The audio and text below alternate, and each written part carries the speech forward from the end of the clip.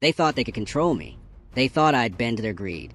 2 weeks later, they were standing outside the gates of a sold-out concert, furious, empty-handed. And I couldn't stop smiling.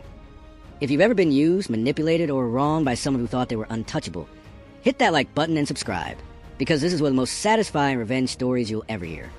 When I was 18, I was dating a girl who seemed perfect. Sweet, innocent, almost angelic. Think homeschooled, all Christian education. The kind of upbringing you imagine in family photos. I was naive, but I cared for her. Her family? Well, they weren't perfect. Far from it.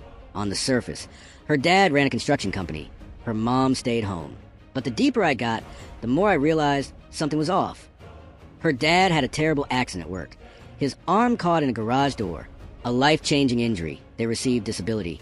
And suddenly, the family seemed to spiral. Kids being diagnosed left and right, mental health issues, SSI income flowing in. And the mother? Oh!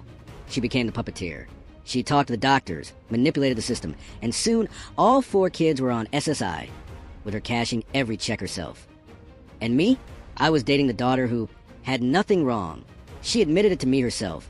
They were faking it all, and they were doing it for money. I wanted to do something nice. I thought, let's give the parent a Christmas gift. I bought them tickets to see Journey, her mom's favorite band. Thought it would make them happy. Thought it might soften the family dynamic. Instead, it became the trigger. After a year and a half of dating, my ex wanted to move in with me. I said yes. When her mom found out, she lost it, screaming, blaming me for financially ruining the family. Suddenly, I was a villain, not the woman who had manipulated every system in sight for cash. Me. Her father? Threats of physical harm. Her mother? Calling me greedy, accusing me of trying to take SSI payments. My ex? Torn in two. And I wasn't going to force her to choose me over her family. She broke up with me. It was crushing, emotional. Every day felt like a punch in the gut.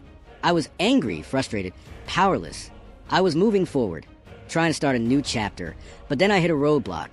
I was $300 short on the security deposit for my new apartment.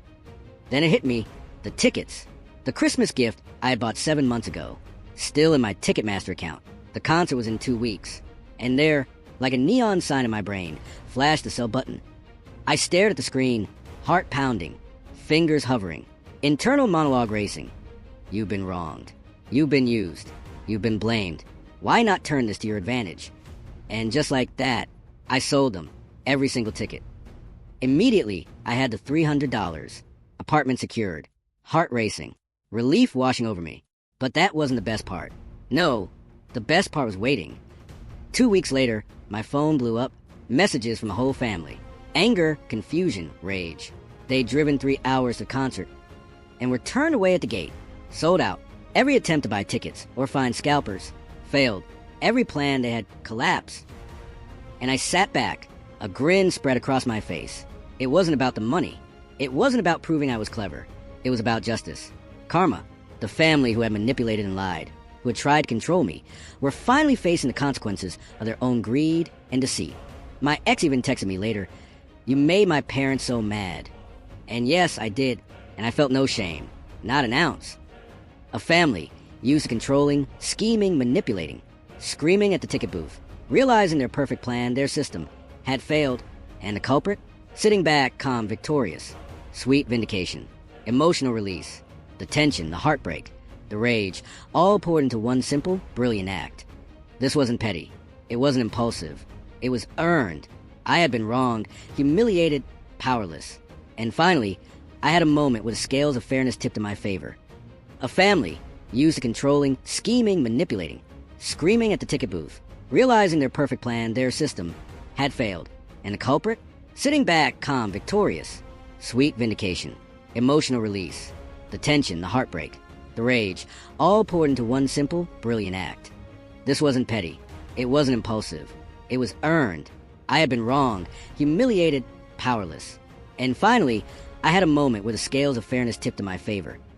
If this story gave you chills, hit that like button. Tell me in the comments, what's the most satisfying revenge you've ever witnessed?